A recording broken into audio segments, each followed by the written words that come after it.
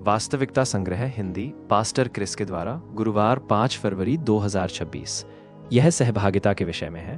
परंतु जब तू उपवास करे तो अपने सिर पर तेल मल और मुंह धो, ताकि लोग नहीं परंतु तेरा पिता जो गुप्त में है तुझे उपवासी जाने, और तेरा पिता जो गुप्त में देखता है तुझे सबके सामने पुरस्कार देगा। मत्ती 6 का 17 और 18 वचन। जब हम उपवास करते हैं तो ऐसा इसलिए नहीं कि हम चाहते हैं कि परमेश्वर कुछ करें या हमें कुछ दे।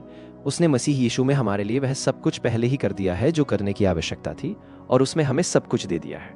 उदाहरण के लिए 1 कुरिन्थियों 3:21-22 कहता है, इसलिए मनुष्यों पर कोई घमंड न करे, क्योंकि सब कुछ तुम्हारा है। क्या पौलुस, क्या अपुल्लोस, क्या कैफा, क्या जगत, क्या जीवन, क्या मरण, क्या वर्तमान, क्या भविष्य, सब कुछ तुम्हारा है। वर्तमान की बातें और भविष्य की बातें भी सभी मसीह यीशु में आपको प्रदान की गई हैं। आपके विषय में हर प्रतिज्ञा उसमें पूरी हो चुकी है। इस समझ के साथ हम किसी भी अभाव की चेतना के बिना जीवन जीते हैं। ऐसा कुछ भी नहीं है जिसकी आपको आवश्यकता हो, जो परमेश्वर ने पहले ही दे दिया है। दूसरा पत्रस 1:3 कहता है, क्योंकि उसके ईश्वरीय सामर्थ्य ने सब कुछ जो जीवन और भक्ति से संबंध रखता है हमें उसी की पहचान के द्वारा दिया है, जिसने हमें अपनी महिमा और सद्गुण के अनुसार बुलाया है।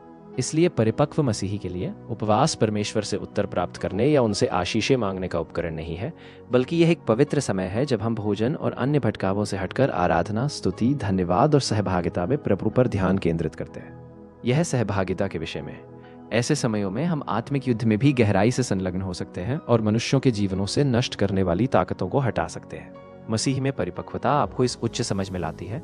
हम अपने स्वर्गीय पिता के साथ हमारे संबंध के कारण प्रार्थना करते हैं, और प्रार्थना वह माध्यम है जो उनके साथ हमारी सहभागिता को गहरा करती है और बनाए रखती है।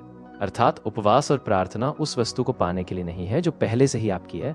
आप परमेश्वर के वारिस और मसीह के संगी वारिस हैं। आप अब्राहम के वंशज हैं। सारा संसार आपका है।